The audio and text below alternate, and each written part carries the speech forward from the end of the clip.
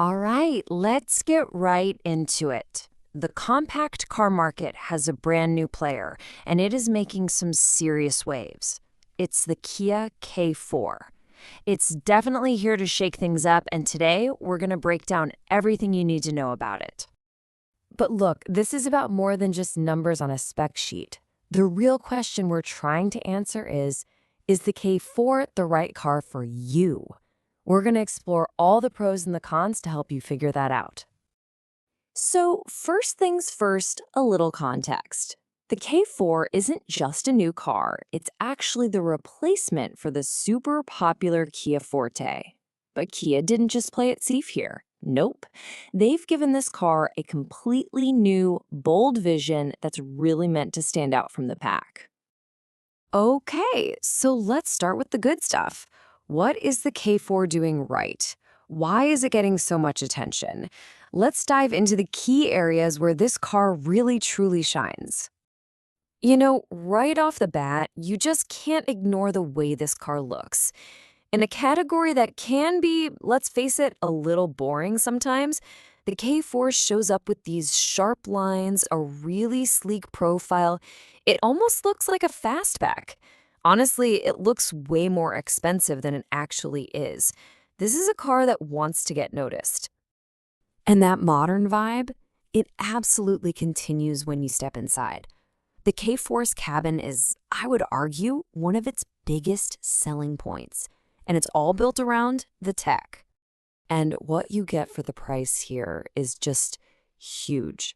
On a lot of the models, you can get this incredible panoramic display.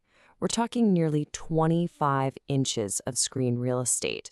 You combine that with standard wireless Apple CarPlay and Android Auto, plus a whole bunch of driver assist features, you're getting stuff that's usually a pricey upgrade on its main competitors. Now, a stylish car is great and all, but it's gotta be practical, right?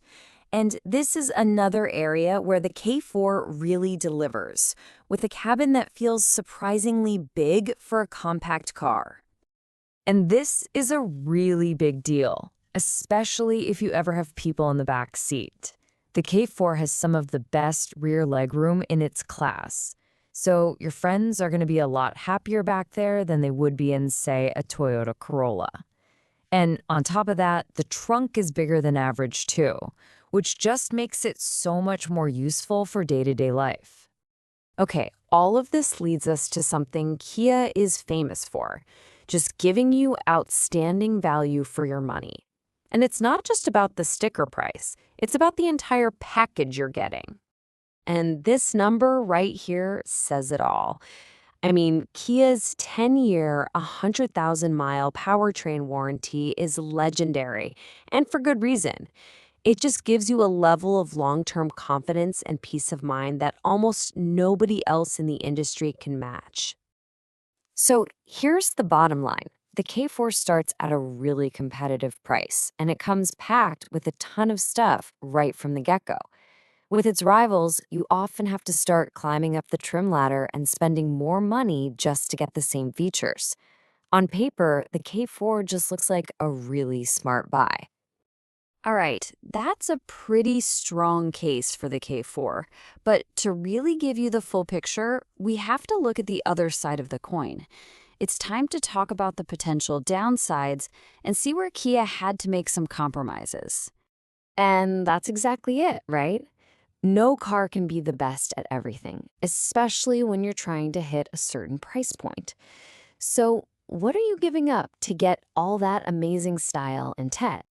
The first potential drawback is what's going on under the hood.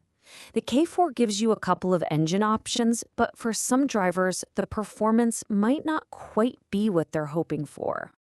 So the standard engine is really built for city driving and getting good gas mileage. And if you need to merge onto a busy highway, well, you might find it feels a little sluggish. The 1.6-liter turbo engine is a lot better, it's much peppier, but you have to pay more for a higher trim level to get it. Next up, let's talk about refinement. This is where you can start to feel some of the cost cutting.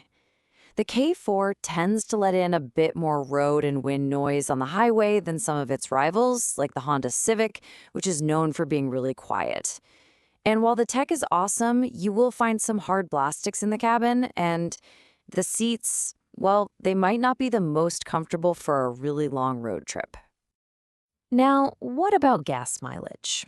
Well, the K4's numbers are totally fine. They're competitive, but it's missing a huge feature that its biggest rivals now have, a hybrid option.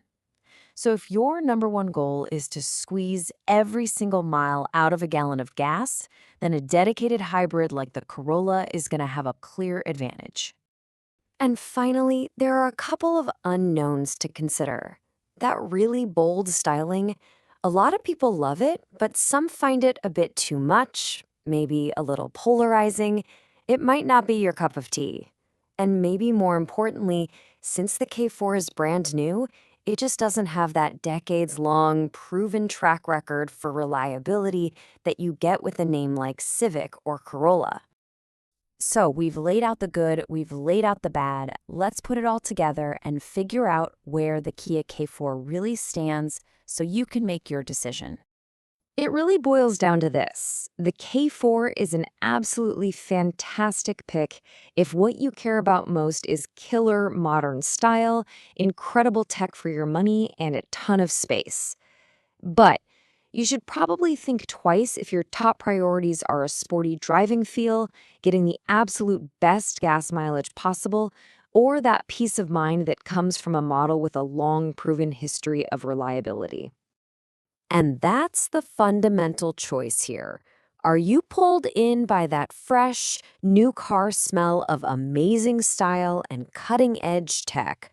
Or do you prefer the proven track record of top-tier performance and a long pedigree? Ultimately, the right car is the one that fits what you value most.